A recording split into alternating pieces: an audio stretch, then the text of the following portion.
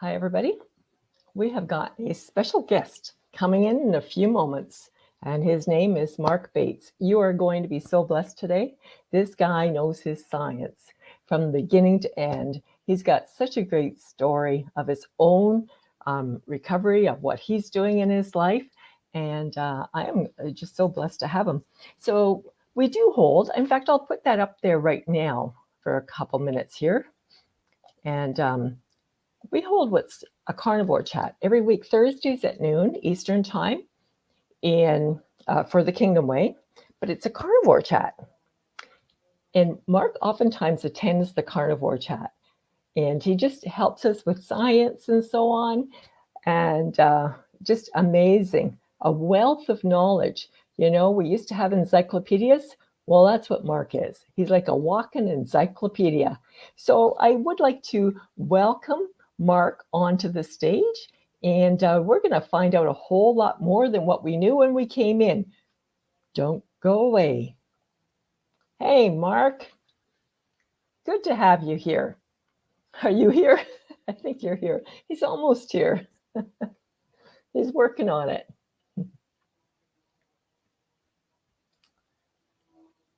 Can you hear me, Marc? Okay, I had this yesterday where I couldn't be heard, so I'm hoping this is not the situation.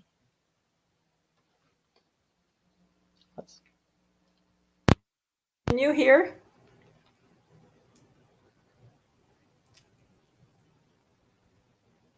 Marc's having some trouble there. Okay, well, I'm going to take Marc in for just a couple of minutes. Well, I hear him rustling around. I'm not sure if he's got a sound issue. Well, these things happen. I'll leave him there. I'll figure it out. He's a smart guy. You won't be disappointed. Yeah. So on Thursdays, we talk about carnivore.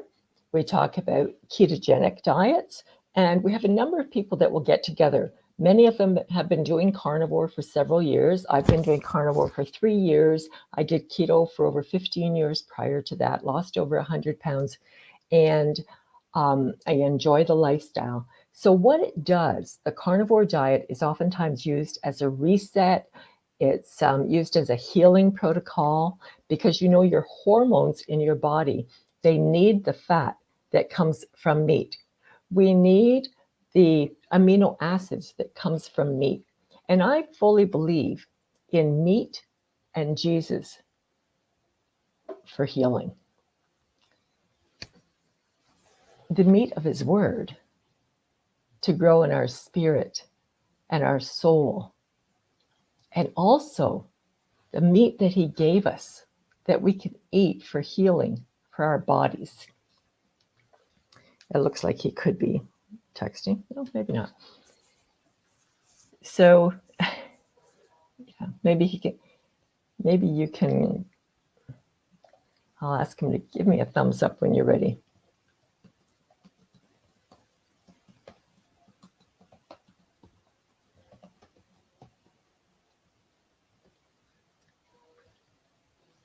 I'll leave that there. Got him off for a second while he figures that out. So we do need the meat of the word. And oftentimes people come back with the argument. It's like, but God says that we're supposed to eat vegetables. Well, if you read the word of God, that was actually in the Garden of Eden, where they were to eat the fruit of the ground, basically. So the things that had seeds in it. So fruit and so on, and vegetables. However, that was in the Garden of Eden before the fall of man. So I've got this theory happening that it was in chapter 3 with the fall of man, the sin that entered into the world, that's where all of the toxins came into the plants as a way to protect themselves, because they didn't need to protect themselves. They were designed for that to begin with, but now they've developed these toxins like the phytates and the lectins, and you can research that yourself. But when you move on into the word, into like chapter 9, then meat came into the picture, meat to eat. I don't know if he's got this yet or what's happening. or if you can even hear me. If anybody can hear me, that would be wonderful if you put it in the comments. Yeah. He is talking. So I'm going to see if I can maybe close that one up. Mark, can you hear me? No. Okay. So moving on from there, we've had a whole lot of science over the years. And as Mark gets his system together, we'll figure that out. But what we were told through some research that was done, and some of it was cherry-picked, if you look at Ansel Keys' research and so on, the 22 countries study, and then they go and pick out a few countries out of that, and they decide that we are supposed to eat a whole lot of vegetables. I'm not saying vegetables are bad, because there's always a hormetic effect to them. However, many, many people cannot tolerate them. And when they get off of them, they can find that they get a lot of healing in their body. So as I said, the carnivore diet is used as just a temporary healing protocol for some. And for some, they keep it as a lifestyle. And that's a pretty awesome thing. And here we've still got Mark not talking. Please talk, Mark. Yeah, this is just how it goes for hosts sometimes, and for the people coming in sometimes. But it's okay. You know, God is good all the time. And for the ketogenic diet, let me just recommend a few doctors that you might want to follow. There's a lot online filled with science. So, well, with the carnivore diet, I would recommend Dr. Ken Berry, Berry, Dr. Chaffee, Chaffee. Excellent stuff. And there's, if you have heart, you're concerned about heart, then it would be Dr. Ovadia, Ovadia. He's a cardiologist and recommends carnivore. If you want to get into some deep science and you're okay with some language that may not be appropriate for many of us, but a brilliant man is Dr. Bart K. So he's not a medical doctor. He is, he taught. He's I can't say what he is because I don't know, but he was a professor anyway. So he taught at a high level. If we move over to, say, the ketogenic diet. Now, I first started with Atkins induction, which means 20 grams of carbs a day or less. And then joining into that was Dr. Eric Westman. So Dr. Eric Westman actually went to see what Dr. Atkins was doing because there was so much controversy in that day. I have a book even now, a 1973 book, I think it is, from Dr. Atkins. And I do have a video on that somewhere on my channel. But you know, the information that he had way back then that people were so upset about, they were saying, this can't be. The doctors came against him. And yet it is true. Absolutely true. And he's not the first one. It goes way back into the Banting diet 100 years earlier. Dr. Banting. And so many others. So what happens when you eat a lot of carbohydrates? When you eat a lot of carbohydrates, it's going to raise your insulin. Now, we all have this sort of battle going on, or maybe not a battle, it's more of a teeter-totter between insulin and glucagon. You eat the carbohydrates, your insulin is going to go up, and it's going to downregulate the glucagon. The role of insulin affects every single cell in your body. It feeds the cell. It causes it to gain weight for the fat cells, but it's for all of those cells. But when your insulin is low, so then we wind up being in a sugar burning mode. And that would be where the glucagon releases from that stored energy so that your brain can use a little bit of sugar because it always needs it. And that's where the gluconeogenesis that you might have heard from comes from. Another great scientist that I'd like to share who knows so much about insulin because he is a metabolic researcher. That's not his official title, but in layman's terms, I think that he'll be okay with that. And his name is Dr. Ben Bikman. So let's see how Marc is doing now, if he's able to talk to us. And we're hoping so. I'm going to welcome him onto the stage. This Marc Bates, he is the science guy. He knows so much, and you will be blessed. Marc, can you hear me? I cannot hear you, Marc. We're getting closer, though. He could hear me, so I am impressed. Usually this gets set up several minutes before the meeting, but, you know, events happened, and that just didn't happen today. Oh, I hear you. I hear you. I hear you. This is awesome. Yeah. Can you hear me now?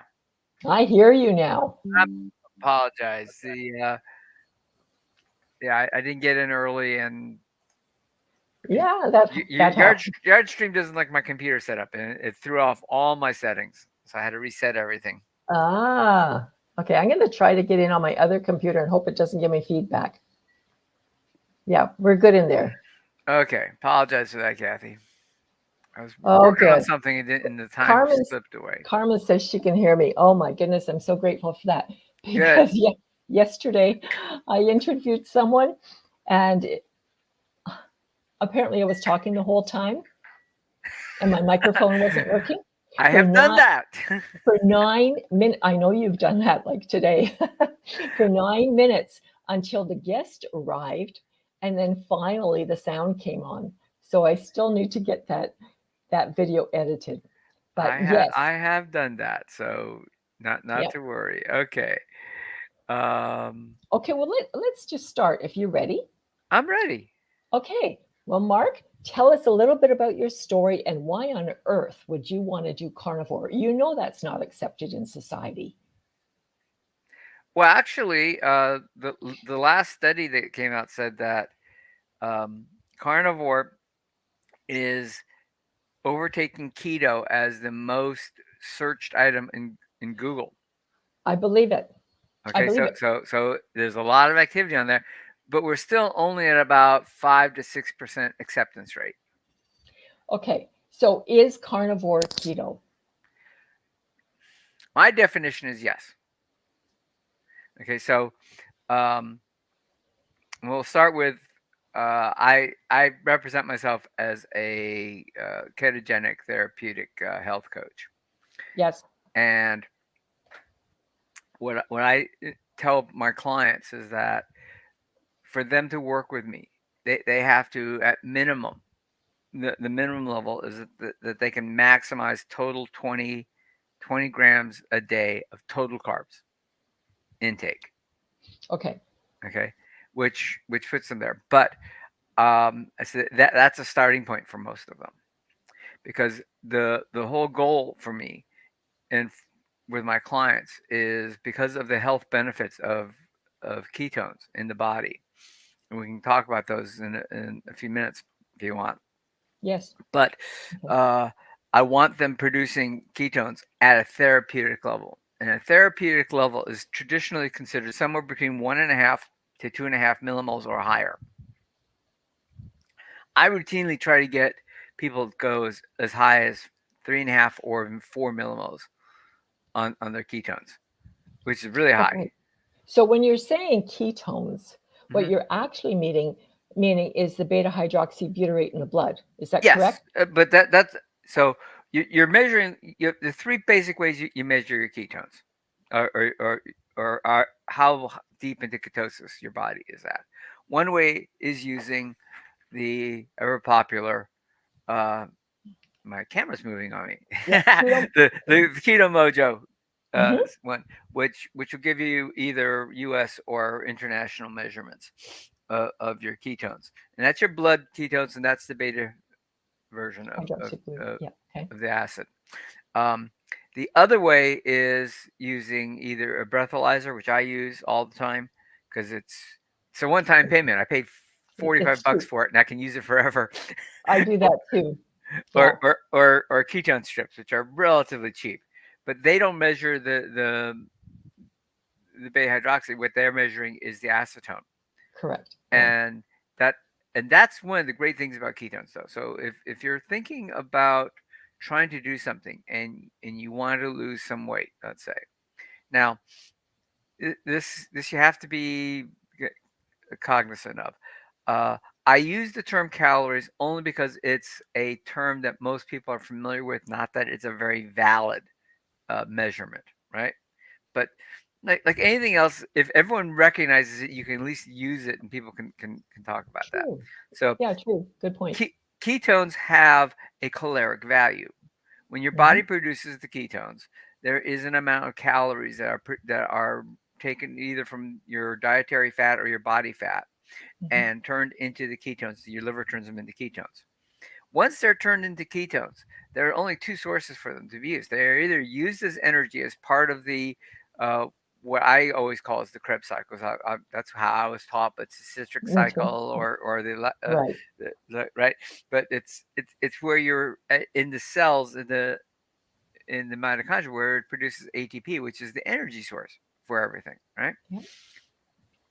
And so when it's doing that, the ketones can either be turned into energy, which is good. You need energy. Mhm. Everything your body runs on energy, and most of the chronic uh, illnesses that we experience over life have a root cause, a lack of energy at the cellular level.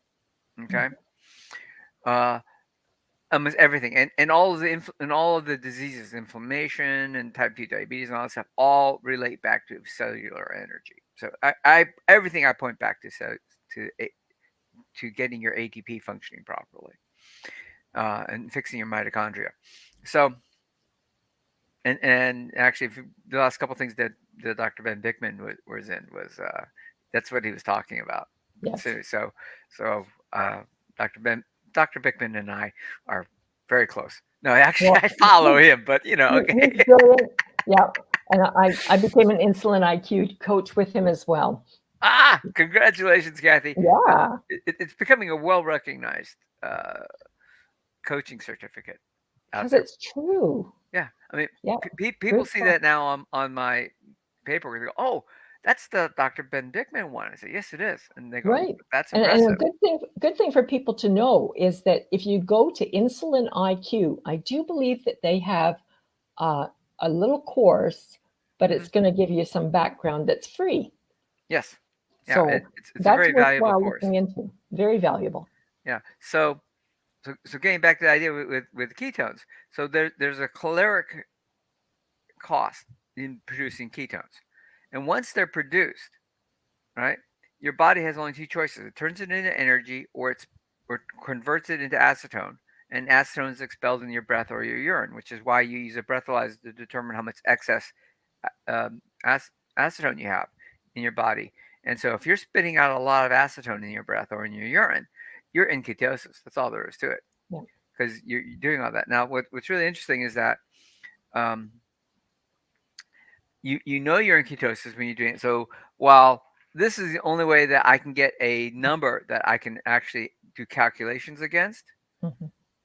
you know, doing a blood prick and doing this is it's problematic. I can carry around my breathalyzer with me anywhere I go, and so I don't know how deep into ketosis I am, but if I'm spitting out a lot of acidosis, I know that I'm in deep ketosis, and that's what I'm looking for. Well, what I do with that, Mark, Hmm. I'll do my breath. So I usually run around. For me, it's about a 30, Hmm. somewhere around there.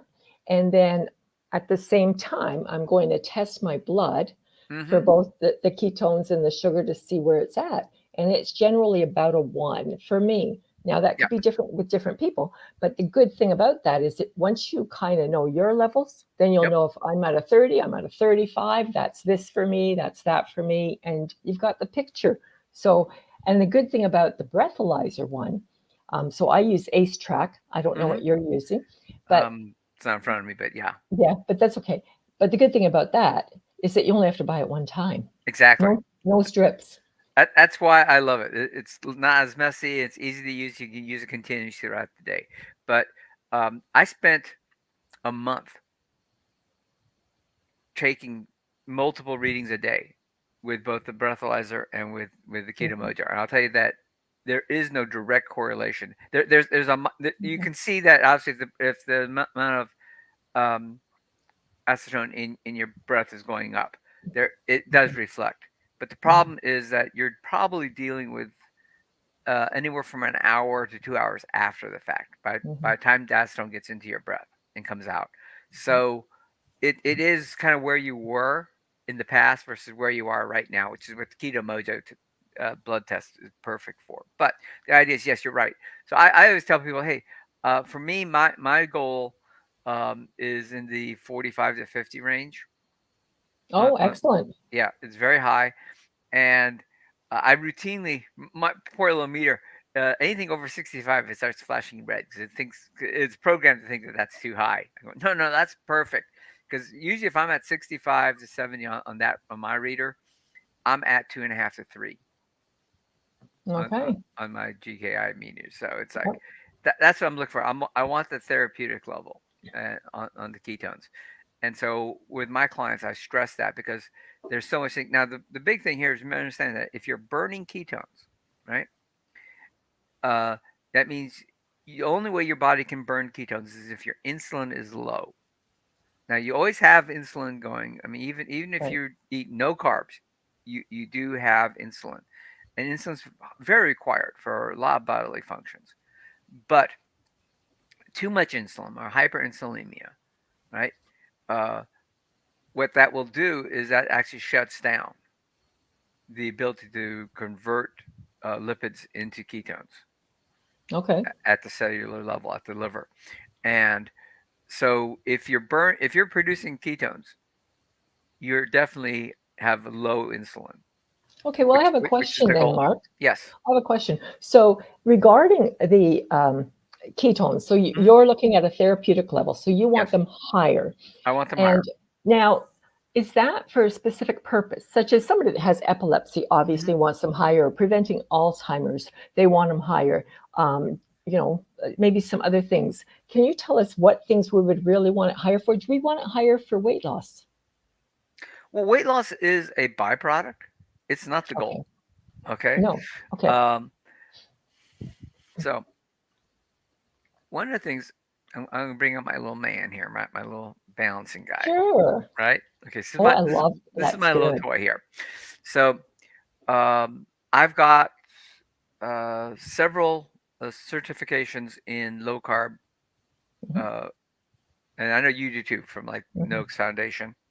I have all the Noakes Foundation recommendations. I have from Society of Metabolic Health and several others. I'm also working on right now my PhD in natural health, Okay, and so excellent. Good for you. I'm doing a lot of work there, and I'm working uh, with Dr. Brian Walsh, if that name's familiar.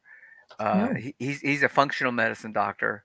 He's Okay. not necessarily a carnivore advocate, but he's a functional medicine doctor, and he does a lot of scientific work. And he has his own certification systems for people who are coaches and or actual doctors who are getting into functional medicine. And so I'm taking all of his courses, and I'm almost done with them. But um, that's where you really get that into the cellular level. But the PhD Mhm, helps a lot too. There, I'm really working on that. But the whole idea is with natural health is that your body can balance itself, right? And that's where I use this guy a lot to talk about that. So if you're a little bit out of balance, your body will naturally balance itself if you're healthy. If you're right, unhealthy, it stays out of balance. And weight loss specifically, because everyone asks me, can I lose weight on this? I go, yeah, right. but weight loss is not the goal. Weight loss is a symptom.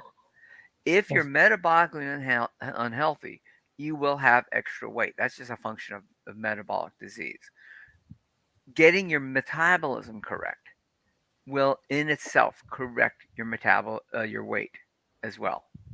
Right. Okay, Right. so you really you gotta look at that. Um,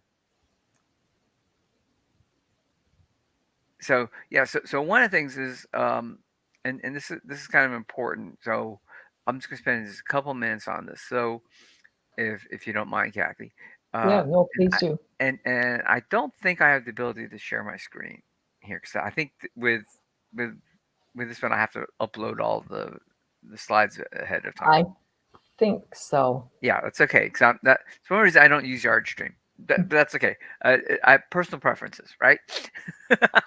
But you can try. Give it a uh, try. See if it works. no, I've never.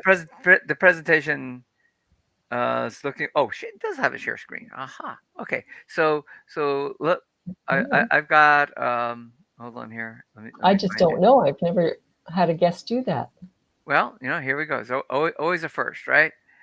It's Uh, possible. so what I like to talk about, and this is the differences between what most of us are used to, and screen sharing is easy. Yes, okay, share screen. Yeah, I don't need the tips. Thank you. Share my screen. Okay, which screen am I looking for? That's Here we always go. the other thing. Here we go. Okay, so Okay. can you see that? I cannot. Oh, yes, I can. There it is. Got it. Okay, perfect. Okay, so I start with allopathic medicine. Now, if you're not familiar with the term, allopathic medicine is standard MD medicine that rules the Western world, right? And so this is what is called conventional science-based modern Western medicine. And the problem with this is that this is what's practiced by doctors and nurses, and the concept is that they are focusing on diagnosing and treating conditions through clinical methods and specific conditions through clinical methods, medications, procedures, and therapies that have been rigorously tested and approved. That comes straight out of one of my medical books, Yep. uh, one of my medical texts. Now the problem with that is that who did the actual testing? And And it's who usually did the done, approval?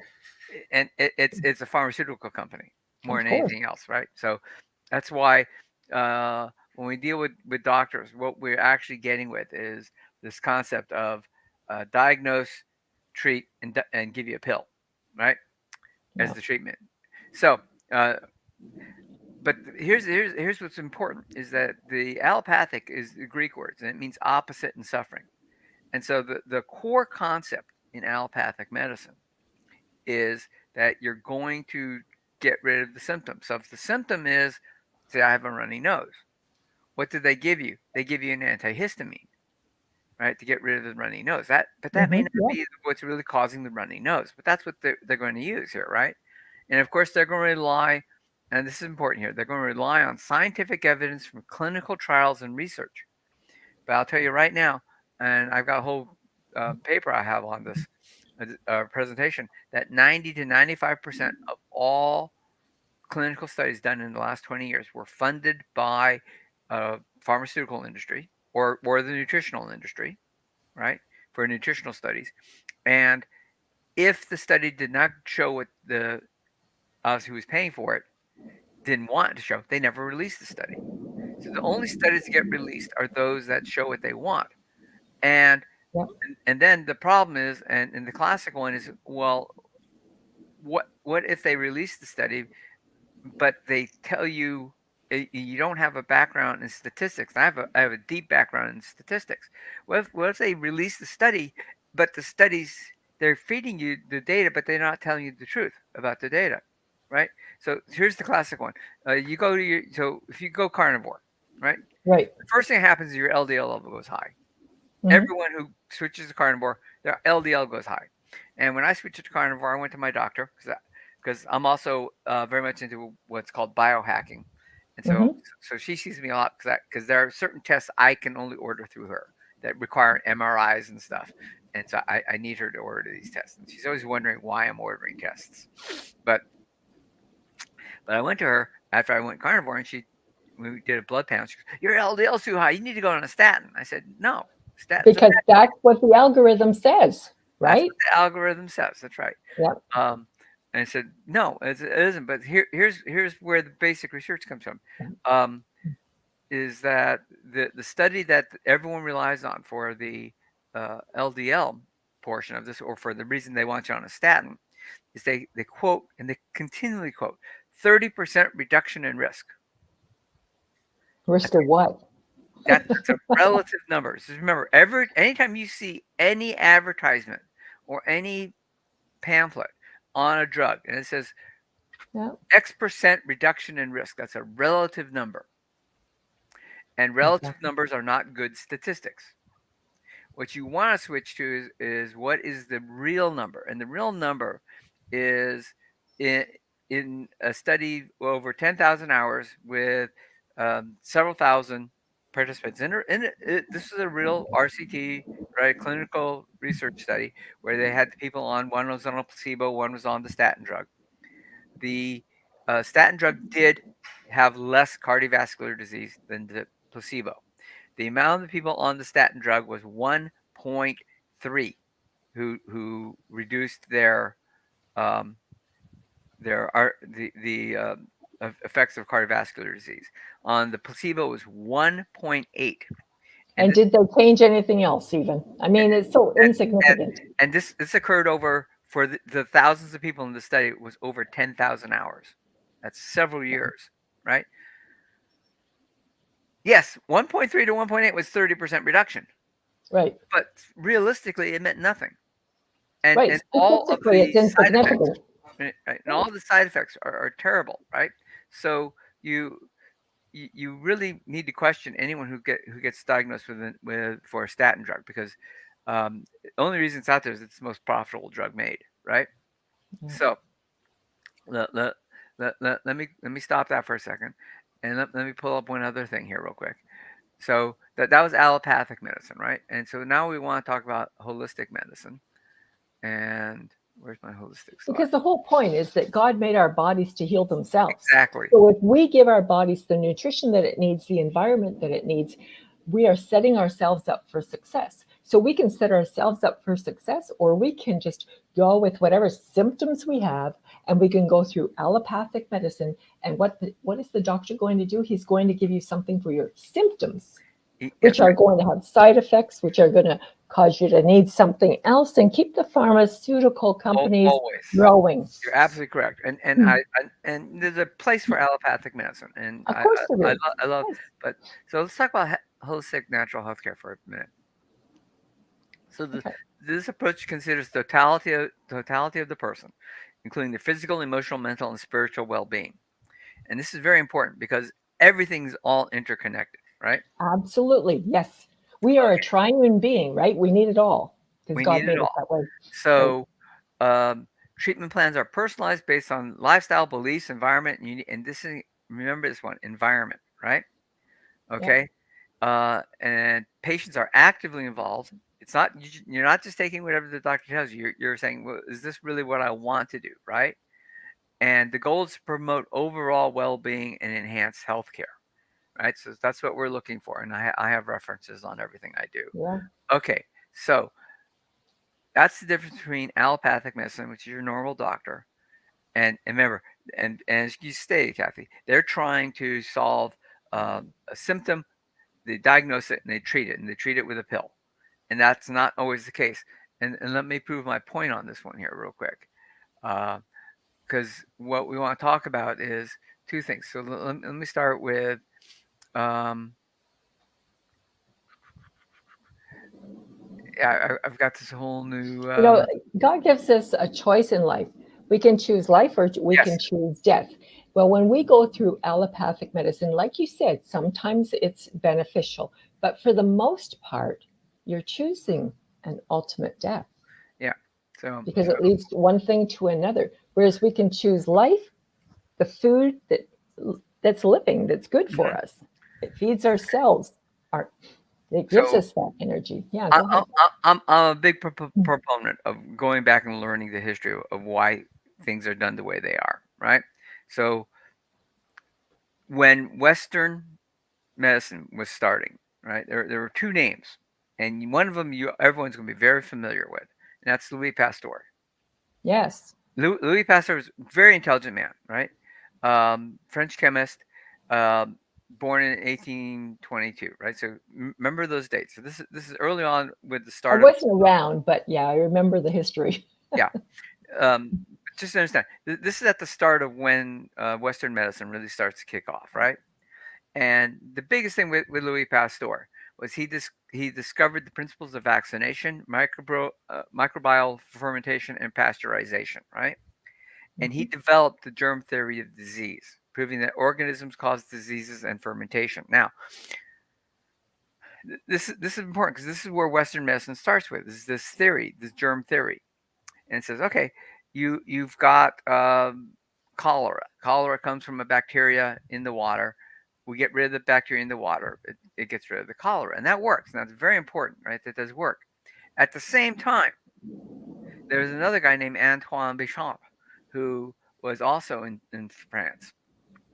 And as you can see, he held several academic positions. He was actually considered more intelligent than Louis Pasteur. He was considered above him on the Mhm. academic level, right? And his biggest thing was talking about the pelomorphic theory, which possessed the argument that microorganisms can change form depending on their environment or terrain, as he used to call it. Environment's very important, right?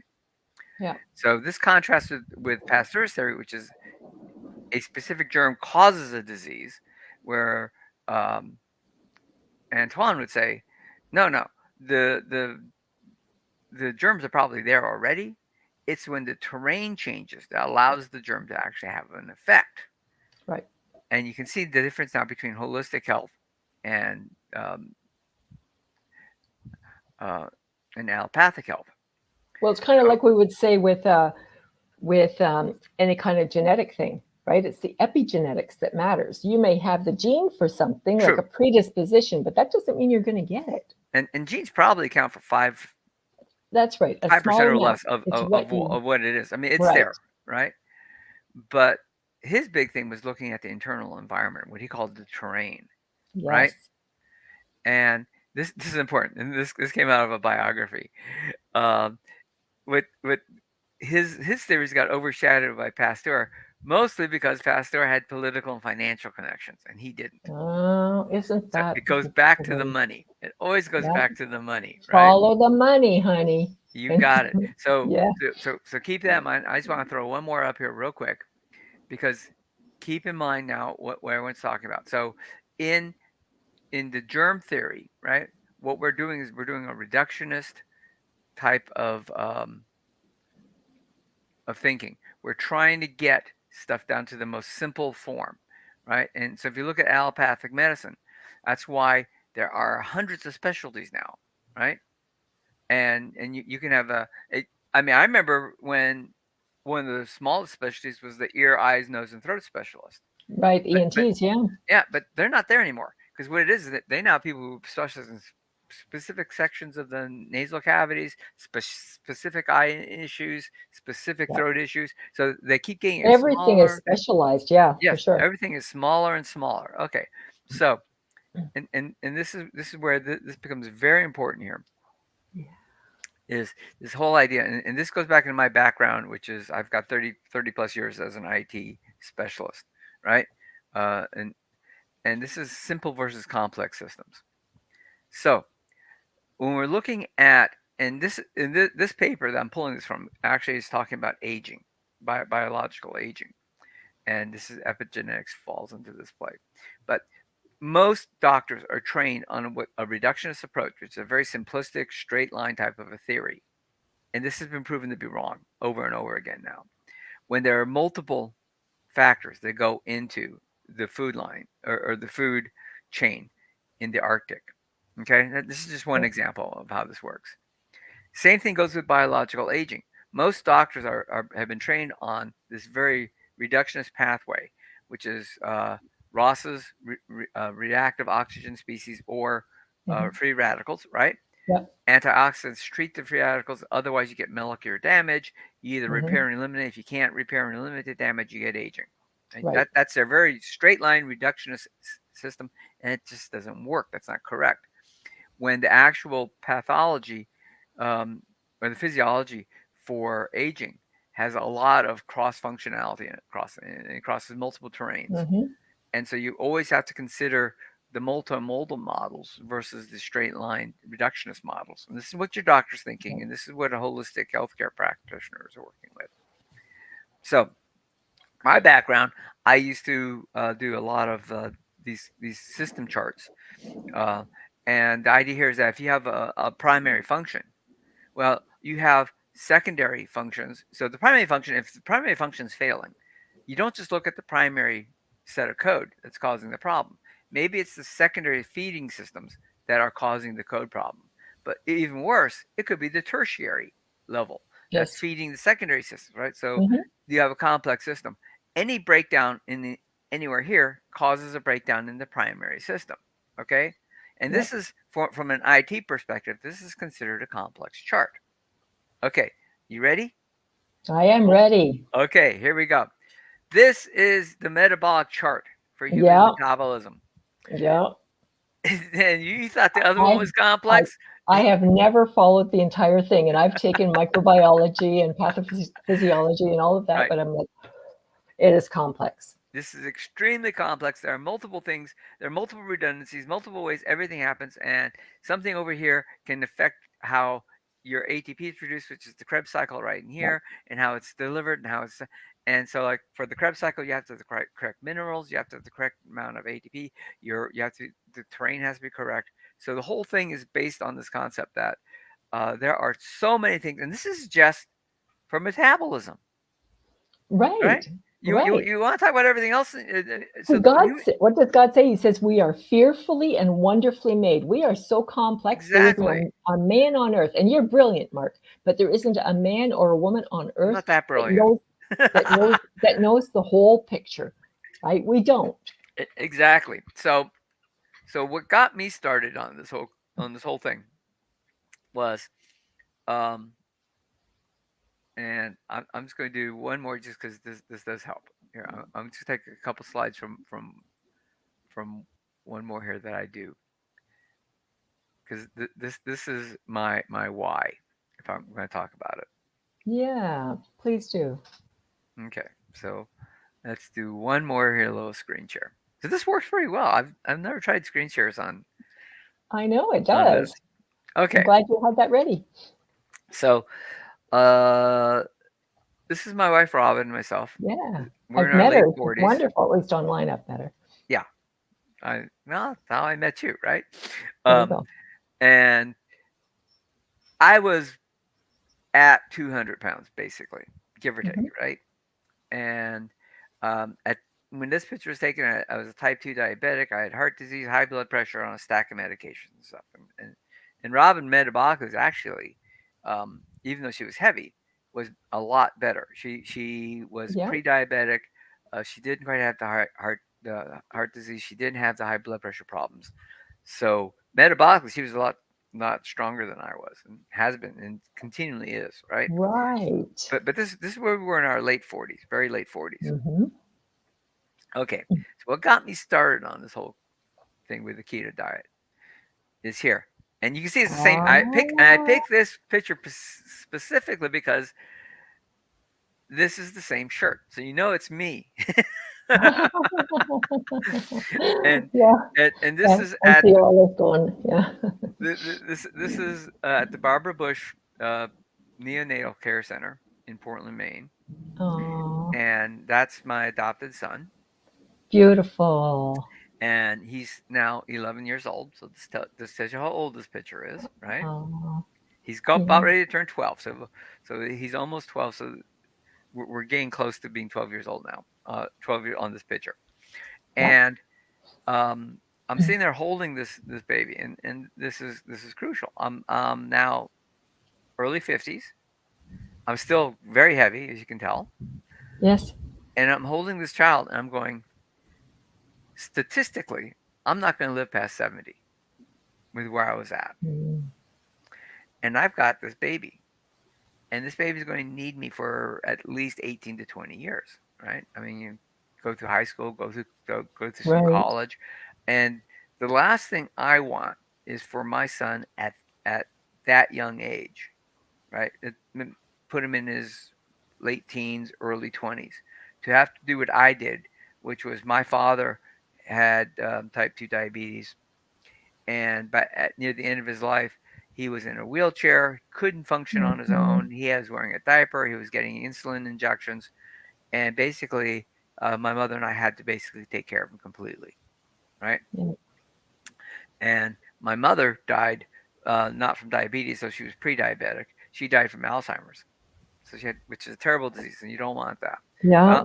But I'm sitting here, and I'm holding this little baby. I'm going, I got to do something different. And Mark, I just want to say that is such an example of love right there. That you holding your baby, your little baby, you've decided, I love this baby so much, mhm, I'm going to change for this baby. God put this baby in my hands for a reason, right? Absolutely. For many reasons. But Yeah. his parents, his birth parents, were both alcoholics and drug addicted, Hmm. and the mother had schizophrenia Hmm. and was under heavy medication for that. And I said, "There's got to be something different here." And at this point in my life, I was finishing up a PhD in computer science, Okay. and this is where all my statistics and math come into play, right? Hmm. So I'd taken all of those. I was working on my dissertation, and and that involves a lot. And but I was really getting bored with it, anyways.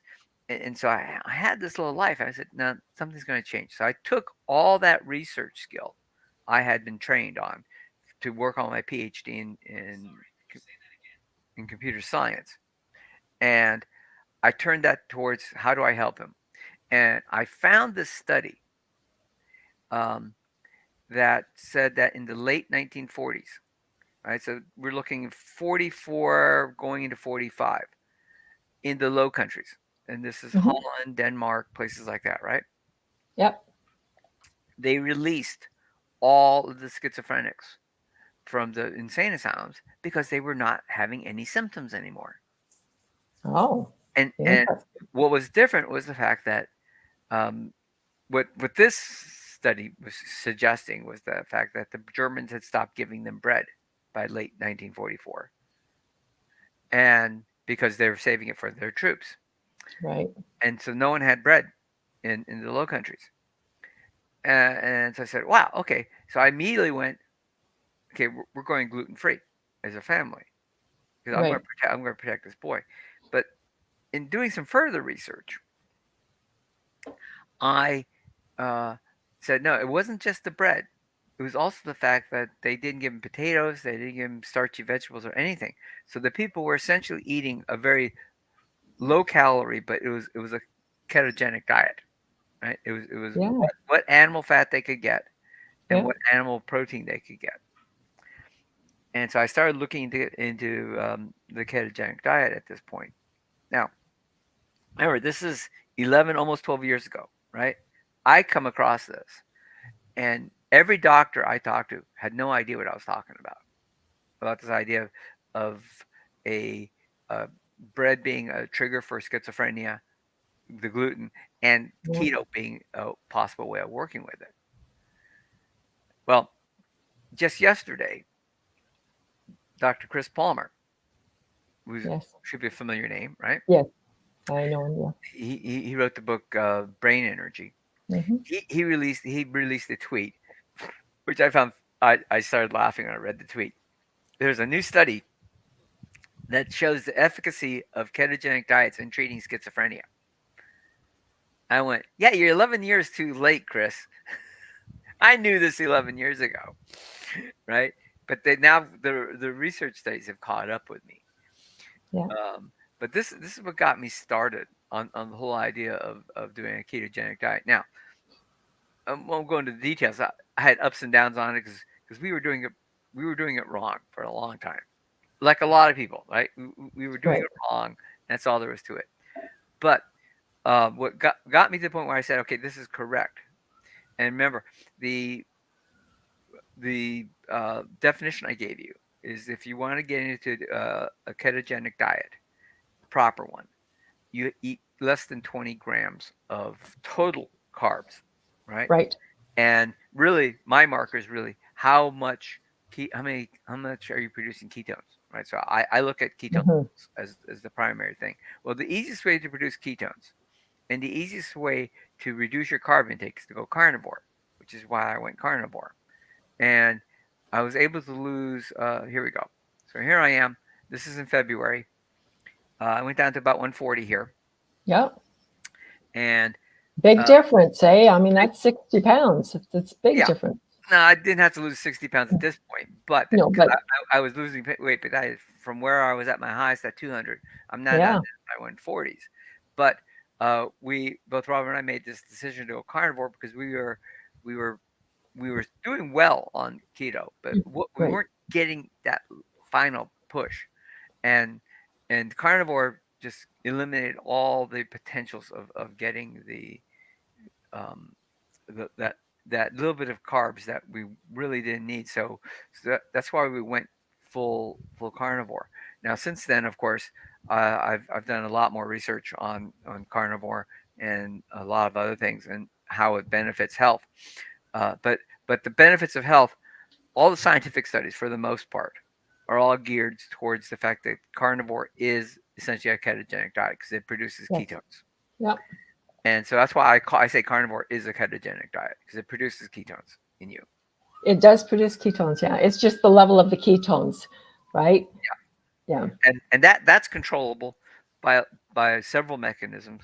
But one of them is, and of course, it's just repairing your body. So uh, I always talk about being very high in fat for people, Hmm.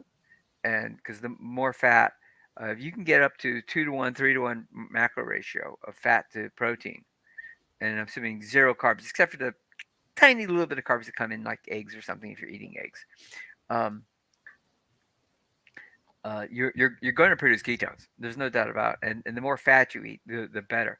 Now, one of the things I'm a big fan of, and once again, Dr. Bickman finally released a video on this, and he's now admitting that they work.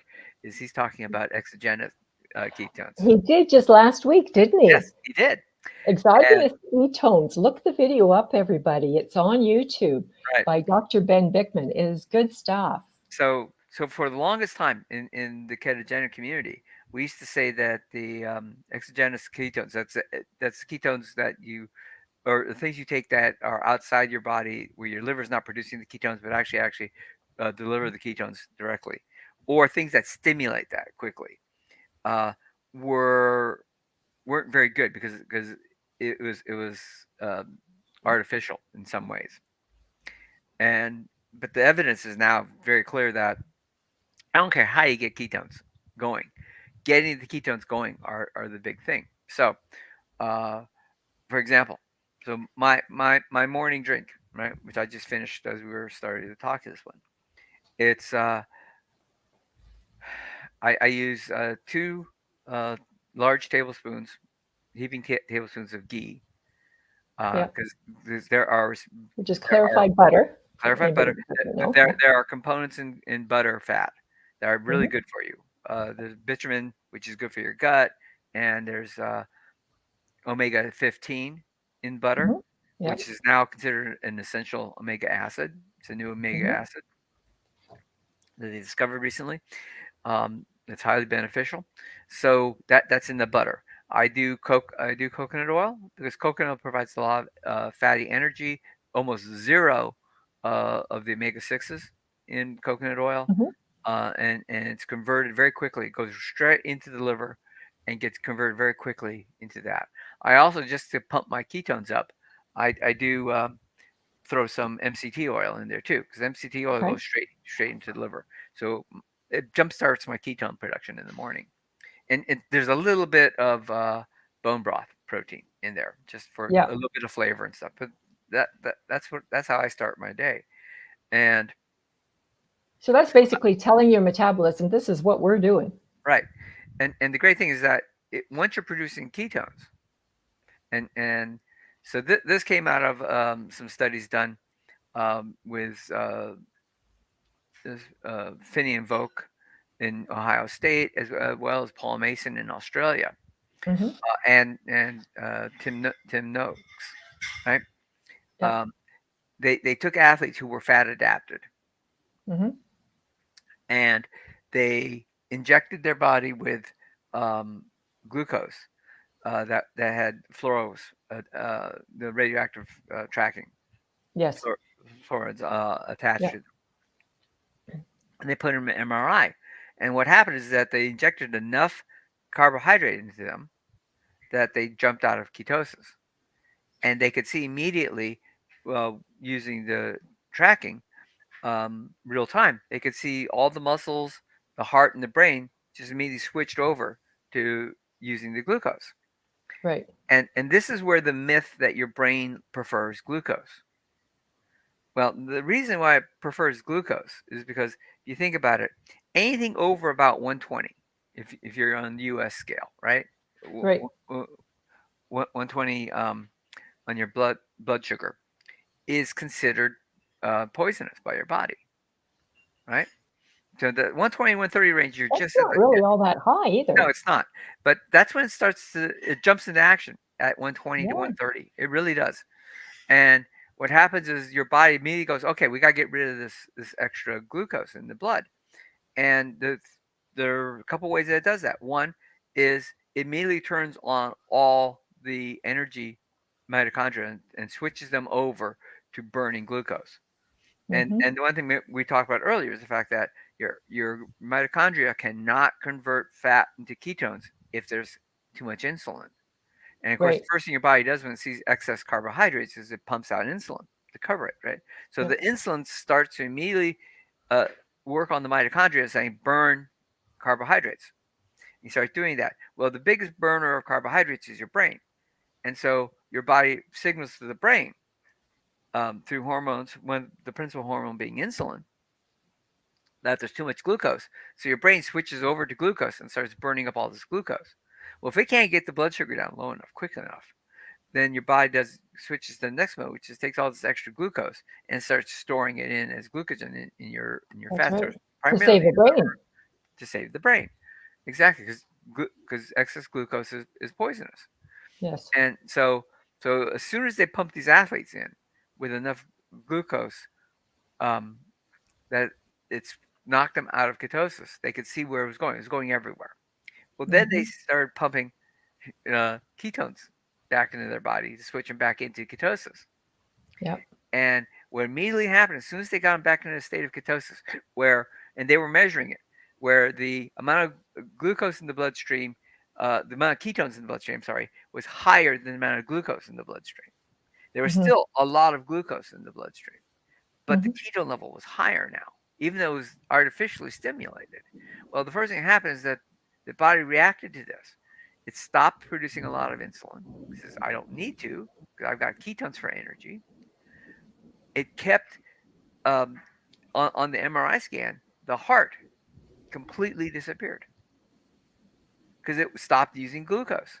Right. So your heart prefers ketones, right? Yes. Yep. The brain almost completely disappeared as well. There are a few areas in the brain that still like using glucose. Um, But is your there? body will make it if you don't have any. Yes. There's there are certain nerve connections that glucose is the preferred source, and Hmm. so the brain almost completely disappeared though. So the brain prefers um, ketones up to the point where 90 to 95%. If you have ketones in your body, your your the brain will use up all the ketones if there aren't that many, and it'll force then your muscles to use glycogen that's formed from the liver if you're not Hmm. eating any carbohydrates, because the brain prefers it. And one of the reasons it prefers it is you actually get right back into, and this is the biology stuff, right? But you get back into the Krebs cycle stuff, right, or the Yes. citric acid cycle, same thing. Uh, Producing ATP from um, glucose has two primary byproducts. One of them is lactic acid, which is not Hmm. good for you. And anyone who's an athlete knows that when the muscles start to burn, you're getting all that lactic acid buildup. That's not good for you. In fact, lactic acid used to be a whole uh, metabolic problem in its own right, and people have forgotten about that. And I've found some of the old papers now, and so I'm writing a whole thing about how lactic acid is bad for you, and it's a sign that you have metabolic problems. Hmm. Um, and that's also, by the way, where cancer cells and other types of problems prefer lactic acid environments. Yep. Okay, so lactic acid is bad. That's a byproduct of glucose uh, energy. The other one, though, is that uh, every molecule of ADP that's produced produces also a ROS molecule, right? Reactive oxygen species, which is, Hmm. of course, inflammatory. So the very function of burning glucose into ATP is inflammatory, which causes chronic inflammation, which is bad for you. Ketones, on the other hand, are about 30% more efficient, Hmm. approximately, in terms of a molecule of ketone versus a molecule of glucose will produce 30 times more ATP with the ketones. But with the ketones, you get no ROSs and you get no lactic acid. So it's much more efficient and much It's a cleaner. win-win. Exactly. And so you want to be in ketosis ultimately for Yes. your body. Um, and then what else does with ketones so well? Because you're not producing ROSs, you have less inflammation in your body. Ketones, by their very nature, are anti-inflammatory. So it Hmm. reduces um, your inflammation markers. I just had my blood tested 60 days ago, and my CRP was basically below zero point 0.1. They couldn't register it; it was so low. Oh, wow. So, Wow. so they said, "Whatever you're doing, Mark, you have no inflammation." Have You know? you ever had a CAT scan? Yes. And how was that? Um, because I did so much damage to my body before. I'm now at Got about 500 on that. okay. But see, and this is one of those ones because this is my doctor does not normally suggest this because it's not covered by insurance, right? And Right. 99% of her patients are insurance, right? Right. And she goes, so it's only $95. Come on, you can spend it to know where you're at. But she said, Mark, I mean, she got the reading. She called me and she goes, Mark, your calcium score is at 500 or 560 or something, right? It's over Whatever. 500. Let's get you in. I'll have a stent put into your heart because where the calcium's built on. I'm going, no, no, no, no, no. This is solid. This is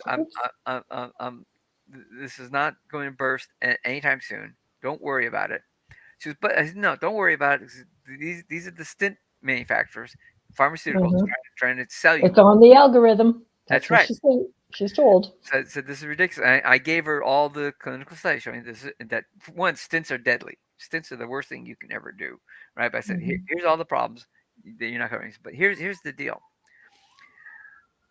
In 1 year, I'll be down to zero, or much closer to zero than you ever thought. And she goes, you can't reverse calcified. I said, yes, you can. It's very Oh, easy. you're teaching her. That's Yeah. awesome, Mark.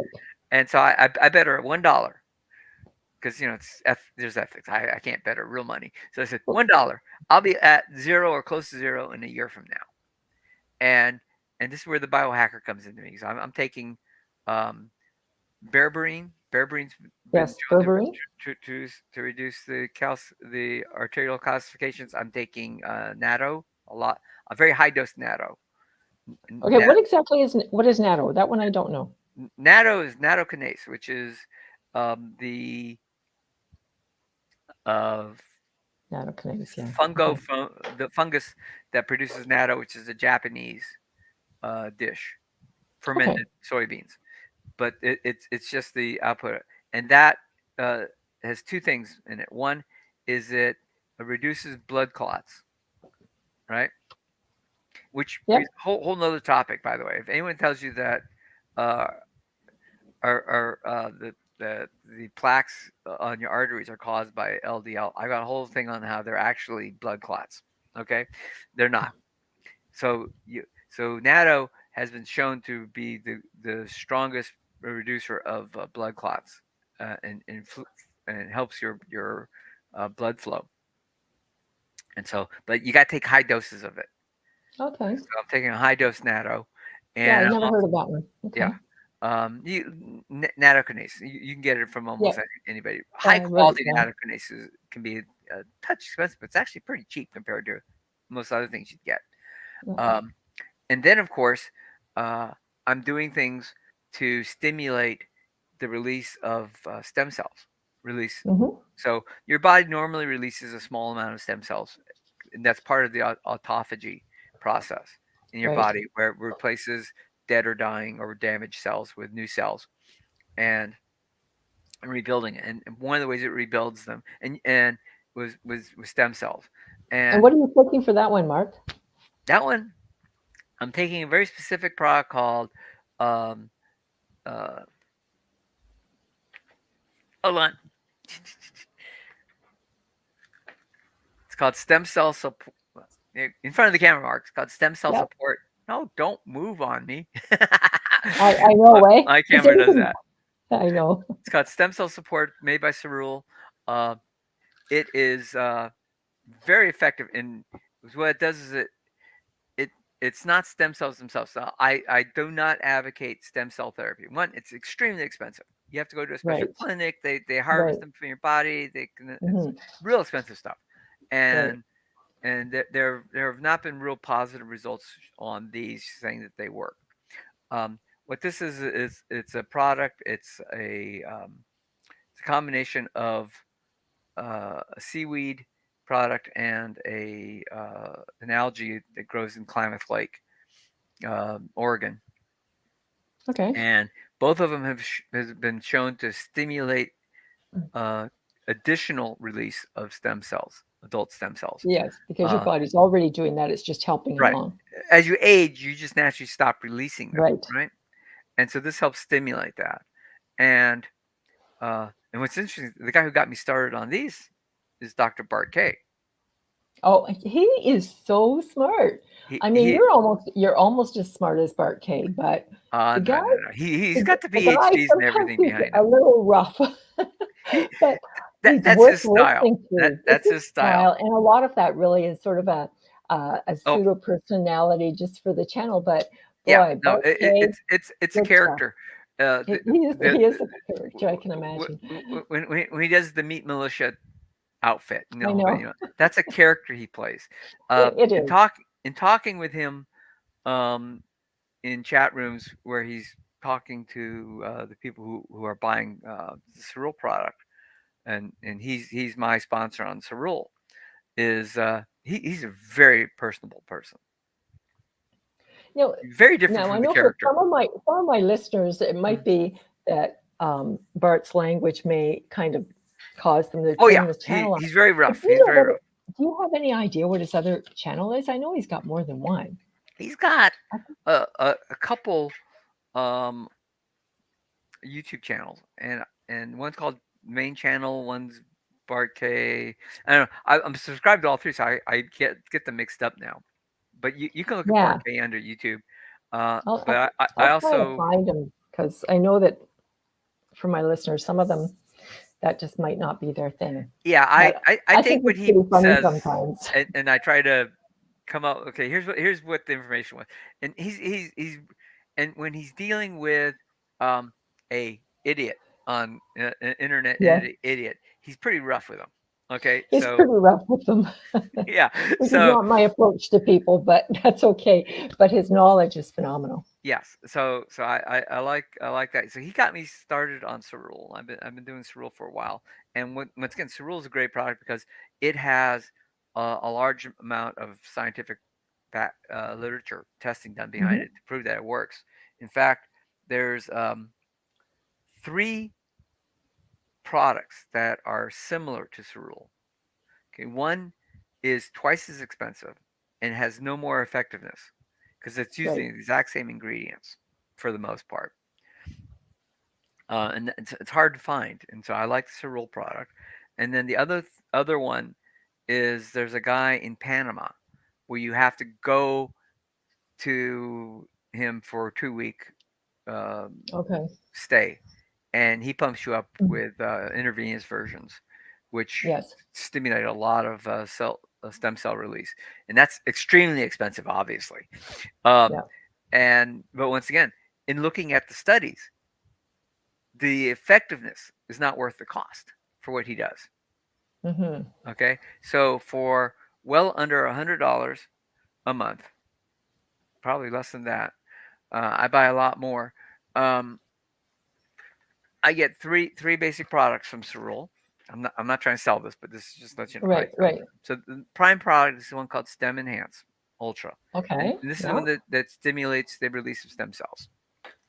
Then they've got a product here called Inflammation Support, which also What? has Cyactive in it, which is the blue green algae, which reduces inflammation. And then this product here, Plasma Flow, Mm-hmm. I use this in conjunction with the natto because this Right. also helps break up clots and increases blood flow. And so, one of the problems that a lot of people who are taking these products start with is that they have like cold feet or cold hands because they're not getting Yes. good blood flow. This helps Yep. free up a lot of that, Like open up the like blood veins. like Raynaud's syndrome. Hmm. Yeah. Exactly. So I do that, and then of course, one of the things that helps is I do a lot of omega threes. Mm-hmm. So um, there is a company called Omega Quant, and I can send you a link for them, Kathy. They have the best omega three testing, and they're in North Dakota. Mark, here's Yes. a question Oh for yeah. you. Uh, How to test here? Can you read it? yes. Go ahead. Too much lactic acid. Um, if your muscles are hurting, you have too much lactic acid. I mean, that's really lactic acid gets burned off real quick. It's not something you need to go to do a test on as a But general rule. and he wants to know if it's part of a normal blood panel. I don't No, believe it's so. not because it changes so easily. I mean, Mm-hmm. so for example, if I were to run before I was fat adapted, right? If I ran, in fact, I was talking with a new friend of mine, and he's a doctor of physical therapy, and we both have very similar client bases. So that's what Yeah. we were very intrigued with each other, and we were talking about long distance runners. And as we were talking, because he had never heard of a ketogenic diet for athletes, so I introduced him to um, Vulcan Finney, and I introduced him to Tim Noakes and all these people. I was like, I've never heard of these Oh guys, yeah. right? And I said, well, so here's the deal. How many of your marathon runners tell you they hit the wall? He says, oh, they all hit the wall. I said, yeah. At what point? He said, 14 miles, give or take. I said, yeah. What happens then? He said, I don't know. I said, well, think about it. How much glycogen do you store in your, if you're a relatively healthy person, in your muscles and your liver? He goes, 4 to 5,000 calories. I said, and how much are you burning if you're running at a good pace? If you're relatively, an athletic marathoner, you're burning off it. And when do you stop running out of glucose? At 14 miles. I said, yeah, that's why you hit the wall at 14 miles. You've run out of glycogen on your muscles. They no longer have any energy. And your Right. body is trying to force itself to become fat adapted in Mm-hmm. a matter of minutes, which is, it takes time. And that's why you hit the wall. You hit that wall at 14 miles, give or take, and it takes about 30 to 35 minutes before you can break through that wall. And when I was running, every running coach we always say, yeah, when you hit that, just keep pushing through. In 30 to 35 minutes, you'll break through. They don't know why, but at 30 35 minutes, you'll break through and you can start running again. But now we know why. Exactly. Thanks once again to Tim Noakes and all these other guys. We know that if you're fat adapted going into the race, right, you Mm-hmm. don't have a wall problem. In fact, That's even right. even very healthy people carry 40 to 50,000 calories worth of fat, Mm-hmm. body fat, that Yep. they can burn through. And that point was proven just this year. There was a guy in South Africa who was fasting, and he ran 5 marathons in a row, day after day, while fasting, and did not hit Yeah. the wall at any point. And he said if there was a sixth one, I could have run the sixth one, but they didn't have another race for him to run. And that's So because he stayed in ketosis, a high level of ketosis. very high level of ketosis the entire time, right? Yeah. And so Yeah. um, that's it. So in terms of lactic acid, right? Yes, I'll get to the natto The in a next second. question. So, Yeah. but so in terms of the lactic acid, before I was fat adapted, yeah, at some point in my run, my muscles start to hurt, they ache, they tighten up. That's the lactic acid buildup. It only took an hour or two of stopping Hmm. for them to completely go away, and for the lactic acid to get flushed. So that's why it's not on any blood panel, because it's so transitory, but Right. it's a sign that's there. So I hope that answers that question to the best of my Yeah. ability on that. Yes, natto is fermented soybeans. Okay, so natto, the meal. If you eat natto as a food, it's fermented soybeans. It's a Japanese delicacy. My mother loved natto. She ate it all every day. I hate natto. Do not bring natto near me. The stuff's slimy and tastes bad, but uh, it is that. But you're not getting the soy. What you're getting is the actual enzyme that's produced by the bacteria that ferment the soybeans, and the enzyme is what you're looking for. So So it's natto not can going to be affecting estrogens or anything like no, that. no, because what you're getting is not natto. You're not eating the food. You're eating nattokinase. Starts with ACE, right? It's the enzyme. The enzyme that makes natto special. So that it's very safe. There's no soy residue left once it's produced. So hopefully that answers that part. But Yeah. natto, once again, it's excellent for cleaning out your arteries. It's got too many too. It's too well documented that doctors don't know this. And it's unfortunate. Yeah. Yeah. It is. It is unfortunate. It's unfortunate that a lot of doctors have been taught lies in the medical system, like Dr. Berry Yeah. says, you know, Oh yeah. and In fact, it's his book, unfortunate. his, um, his book, of course, lies. I was taught in medical school is Lies my out. doctor told me. Yeah, and that one's good. But there's a new one. It's coming out in a few days. Uh, The lies I was taught. And there's another doctor, can't remember who it is off the top of my head, lies I taught right. Then that's coming out in a couple of in days, and medical and school. and that's That's coming out Ludkin. soon. That's Ludkin. Yeah, So, Ludkin. yeah, Yeah. and that's interesting because he was And I've got, he was definitely a medical school professor. He's been a medical school professor for 20 years. Okay, so the other thing about ketones, and though, if somebody wants more science, the ketogenic book is excellent. So that one's yes, from the Nutrition Network. yes, Tim Noakes. That's an I've got excellent that book on too. my There's shelf. so many excellent books. Oh, there's some great books. Metabolical, lots of them. Um, there's another product, and this one it's called Ketone IQ, Oh, yes, and this one right. Rob Cyrus pushes this one, and I like it. I use it Yes, he all the does. time. It's actually not. Um, it's a little easier to take um, uh, than the ketone salts because it's not as bitter. Okay, well, I And have a question for you, yeah, Mark, though. If we're taking exogenous ketones, would we mhm, not be using the exogenous ketones first before using our own? yes, you will, but Is that um, good? it's not bad. Okay, is what is my point on it. I take this before I do any running because Okay. it pumps up the ketones, so I have the extra energy for for that. If I were, let's say, worried about taking a test, right? I had to do a massive test in college or something. I would probably pop one of these before taking the test, an hour before, just to get the ketones pumped up, because ketones have been No, it shown might be beneficial. to increase your Right. It might focus. be beneficial also if you're fasting, I would think. Oh yeah, um, I drink these when I'm fasting because they don't affect your fast at all, but these keep Right. your levels up. Um, but because I eat such a high fat diet anyways, I'm normally producing so many ketones. I don't necessarily need to take them to do that, but I'm one of those people that especially when it comes to like biohacking. And this is what I consider to be a biohack product more than anything else. Because I Mhm. can produce ketones in a lot of ways. I just like this one. I will not tell anyone about a biohack product that I don't do myself. Or Yeah, that's good. and so um, so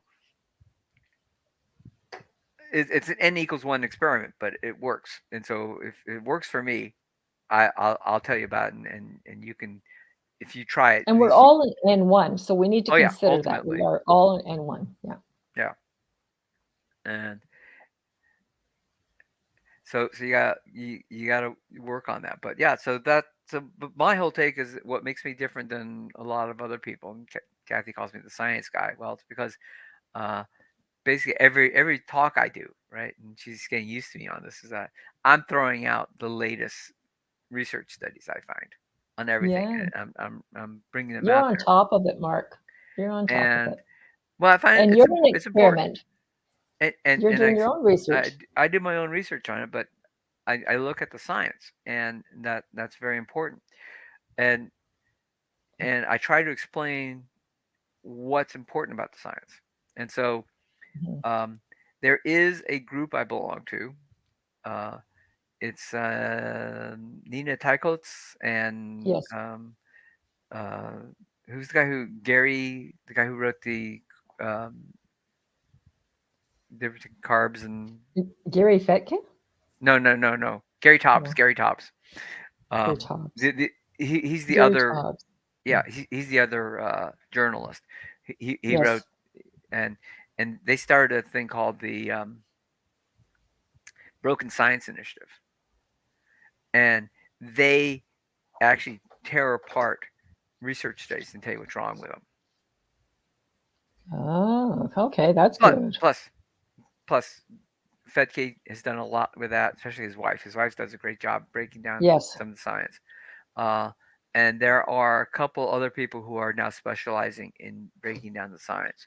But that's where I can throw out this number that 90 to 95% of all research studies, because they're not funded by the government anymore, they're funded by the pharmaceutical industry. And because they're funding it, they have complete control over what is being released and what are the parameters of the study, right? Right. So uh, there was and this is the pharmaceutical and or big food. Big food does this all the Mhm. time. And so when you look at studies, the first question is, what is the study? And um, one And thing, who's funding it? uh, who's funding it? But start with Okay. What is it? what is the study? And a lot of studies, I'll quote from hundreds and hundreds and hundreds of studies that are case studies.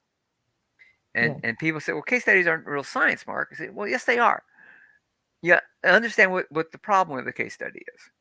It is usually one or a very small group of individuals, right? There's no control part. And what you're doing is that they're experiencing a particular problem, and they're doing something like taking a ketone or something to solve a problem, and they're recording the results. And right now, if you look at the literature, we have easily 10,000 or more case studies of people who reversed type 2 diabetes. Now, Yeah. I would say cured, but the medical establishment hates the word cure, so they call it reversed. They've completely reversed their type 2 diabetes, and they no longer are on any medication. They're no longer metabolically sick. Mhm. And um, what happens is case studies are not a cause and effect type of a Right. science, but they point you to something that should ultimately get done into a true clinical study. Mhm. The problem is sometimes you just you can't do it because it's not ethical. Right? You can't take people, separate them, and take them for a period of time, and Right.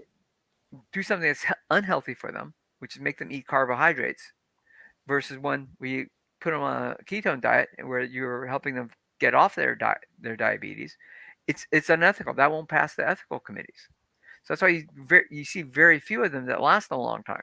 All Mhm. of the studies that compare diets, at best, are studies that compare uh, a Mediterranean diet, right? Kind of a diet, but Right. essentially, it is uh, a low fat diet versus a high fat diet, right? And they'll call that a low carb, high fat diet. Okay, so the first problem is one, it's usually not very low carb and it's usually not very high fat. Okay, Yeah, so we have to get into definitions, right? yeah, Because the some terms are people wrong, think, well, this is right? low carb. No, it's Yeah, not. no, it's not. But what's interesting here is that in both cases, in all these studies, and they usually only last 30 days. That's about the most you can do. Right. Is that the food companies will fund this? Is that they show that in either case it helps. The blood Mhm. glucose goes down, all the markers go down, and so what helped? Well, the fact that they got off processed foods is what helped. Yes. Yeah, and that's the place to start for everybody that's It is. that's listening. Get off the sugars, the flours, and all the Mm-hmm. processed foods, the things that come in the packages or the bags, and have barcodes. Throw them in Anything the like that. garbage. Don't even give them away. Throw them out. Destroy But them. the the case studies we have typically are 90 days to several years long, and that's Right. where you get the total reversal of type 2 diabetes that last forever. And those are people who made a lifestyle change. And you're not going to be able to do that as a true medical study. That's why case studies are really about the Right. only thing you have to work on. Okay, so you have case studies. Then you have at the highest end, you have the true clinical studies, Clinical trials. Yeah. randomized controlled studies, right? Hmm. Where you take people and um, you control for one factor, and you have people who are as close to each other genetically and Yeah. Just metabolically, reduce those variables and get them. right? Yeah. And Close. and Yeah. then you see what you can do. The problem here is these are very expensive to do, Hmm. and the odds of you getting people to follow this properly, compliance becomes a big problem, is maybe for 30 days. So it's very interesting. So a paper was just released this a couple months ago. It had Tim Noakes on it. It had Steve Vinny. It had Jeffrey Volk on it, who are my big three metabolic guys for running and stuff. And a couple others were on it. And the purpose of the study was to compare uh, how well athletes do on either Hmm. a ketogenic diet versus a low fat diet. Hmm. And the ultimate result of the study was uh, either one are good. Performance improved. But then I pull out Stephen Volk's and Steve Finney's and Jeffrey Volk's book, Low Carb Performance, and it says right in Hmm. there that it takes 6 to 8 weeks for an athlete to get truly fat adapted on a Hmm. ketogenic diet. So anything less than like 9 weeks is an invalid study. And Yeah. and and questioning him, why did you put your name on this study? Because all they could get was funding for 30 days. So a study that showed that both were good is moving in the right direction. So a lot of the science you have to look at how did they make the parameters of the science of the test. You have to understand those parameters and what that means, right? I mean, my favorite one that just threw everyone for a tizzy was when the young kid out of Harvard lowered his cholesterol by eating Oreo cookies, right? And and this goes into the whole theory that the lean hyper responders, which I Right. consider myself a lean hyper responder because my LDL just goes off the roof because of the amount of fat I eat. And so he said, okay, he figured out how the statins kind of lower your LDL. And he said, well, if you the theory behind lean hyper responders is that converting fat into energy releases all this LDL into your bloodstream. So he said, what I'm going to do is I'm going to eat Oreo cookies for 14 days. And he ate, it was a 14 to 20 Oreo cookies a day. So definitely took him out of ketosis, definitely put him into carb burning mode. Yeah. Um, but that was the only thing he changed in his diet was he added the Oreo cookies for 14 days. Then he had a washout period and he went back to a full keto diet. And what happened was, yes, his LDL went down. Actually went, oh no, he did 14 days on the Oreo cookie, 14 days back to his regular diet, so he had a washout period. Yeah, I think it was 14 days at least, and I then he think it went. was. Then he did 14 days where he took a statin, Hmm. and he actually lowered his LDL more on Oreo cookies than with the statin. Not that Isn't you would, that's not frightening? not that you would ever do this in reality, right? Right, But right. he was making a point, which is that the parameters of the study and what they're looking for are very important. How you design these things, Absolutely. and uh, and he said ultimately lowering your LDL is not the point, because if you look at and I've got 100 LDL studies now that point to the fact that higher LDL. So if you take your normal blood panel and you have LDL that's high, it's not a worry, because one, LDL is part of your anti-immune system. Your immune Hmm. system, not anti-immune, your immune You system. know, your immune system. Yeah. uh, and so if you're fighting inflammation or you're fighting a virus or something, your LDL will go up. It's part of your immune process. The other one, though, is that for anyone over 40, 50-ish, right? Um, higher LDL levels directly correlates with lower amounts of all-cause mortality. You Mm. live longer with a high LDL. In fact, if your LDL is too low, you That's die right. a lot quicker. That's right. Yeah. Uh, but the statin companies don't want to hear that. So you got to look at. So I really break down every study I look at. I look at what was the purpose, how did they fund it, uh, how did they design it, what Yes. were the limitations, and of course, when you're dealing with nutritional studies, 99 to 100% of all nutritional studies are epidemiological, which means Hmm. they're usually done with surveys. And I mean, the worst case scenarios are like Well, the what did Framingham. you eat last year or last week, Exactly. Mark? Right? And give us an example, and we'll study it for 50 years. But you're doing yearly studies. It's like, oh my God, this is garbage. In fact, I mean, essentially any study that's an epidemiological study um, for nutrition is worthless. And Yes. anything they come up with is probably just absolutely worthless. So you really shouldn't worry about it. This is where I resort back to case studies. Yeah. Yeah. Case studies are And we are actually, one of those. We are one of the cases. We are the yeah, N1, one case. exactly. So Yeah. case studies Yeah. are very valuable. Yeah. They're good science. You just have to know the Yeah. limitations of a case study. Yeah, we absolutely do. Yeah. You know, Mark, we've been on actually over an hour, but Hmm. it's been a wonderful conversation. Hmm. I do have another meeting coming up. And hey, if you want to come back sometime, you are more than welcome. You just have Just such invite me, a wealth Cathy. of knowledge. I will. The Anytime. invitation's open sometime. Okay. Yeah. Thank you. Sounds good. Thank you so much for being here, Mark.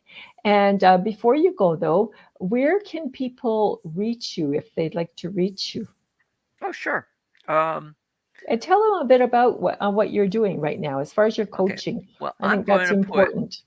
my if I could type. Oh, you can type. I know you can do that.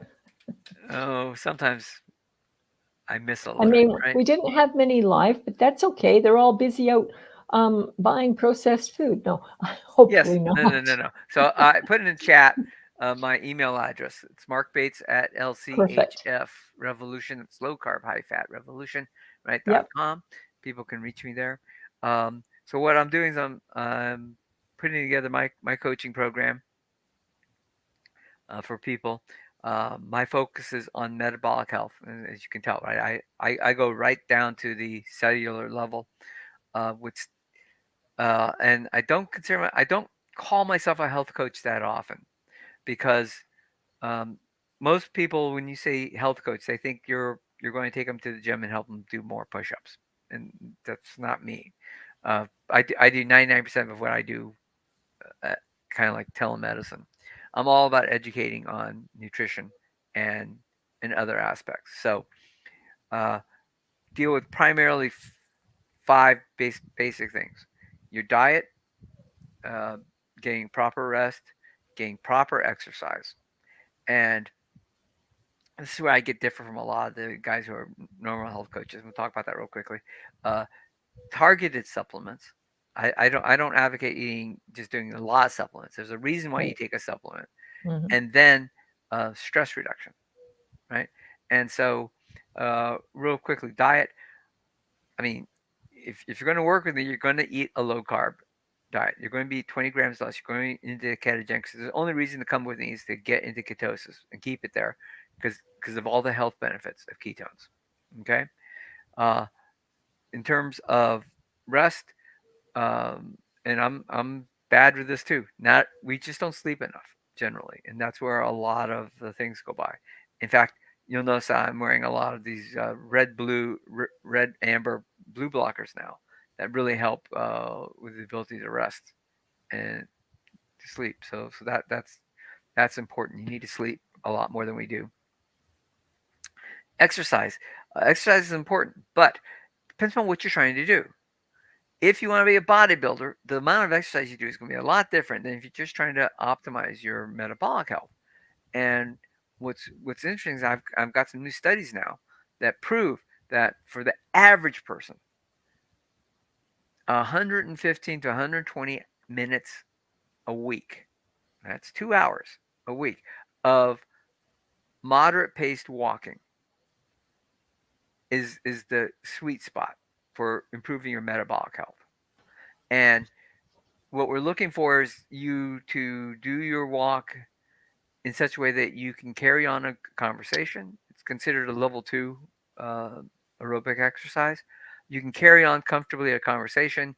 You're not trying to catch your breath, but you are a little bit winded and that you know you're working, right?